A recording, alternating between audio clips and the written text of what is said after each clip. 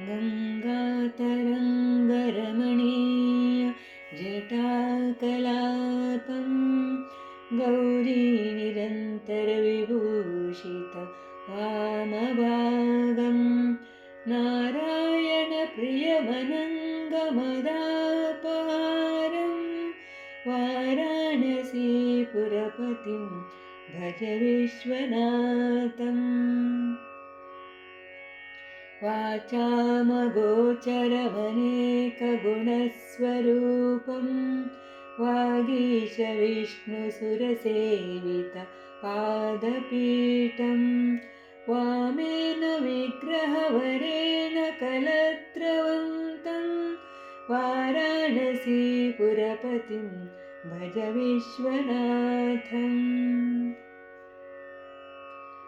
भूताधिपं भुजगभूषणभूषिताङ्गं व्याघ्रादिनाम्बरधरं जटिलं त्रिनेत्रं पाशाङ्कुशाभयवरप्रदशूलपाणिं वाराणसीपुरपतिं भज विश्वनाथम्। शीतांशुशोभितकिरीटविराजमानं भाले क्षणानलविशोषितपञ्चबाणं नागाधिपारचितभासुरकर्णपूरं वाराणसीपुरपतिं भज विश्वनाथम्।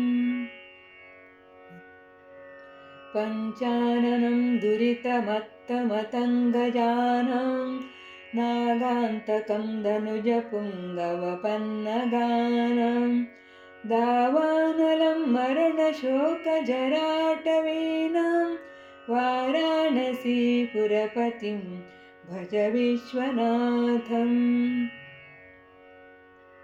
तेजोमयं सगुणनिर्गुणमद्वितीयं आनन्दकन्दमपराजितमप्रमेयं नादात्मकं सकलनिष्कलमात्मरूपं वाराणसीपुरपतिं भज विश्वनाथम्।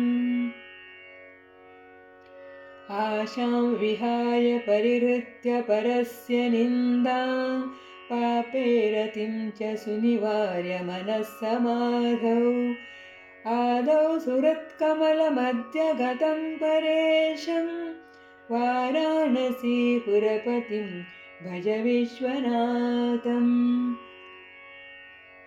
रागादिदोषरहितं स्वजनानुरागं वैराग्यशान्तिनिलयं गिरिजासहायं माधुर्यधैर्यसुभगं गरलाविरामं वाराणसीपुरपतिं भज विश्वनाथम्।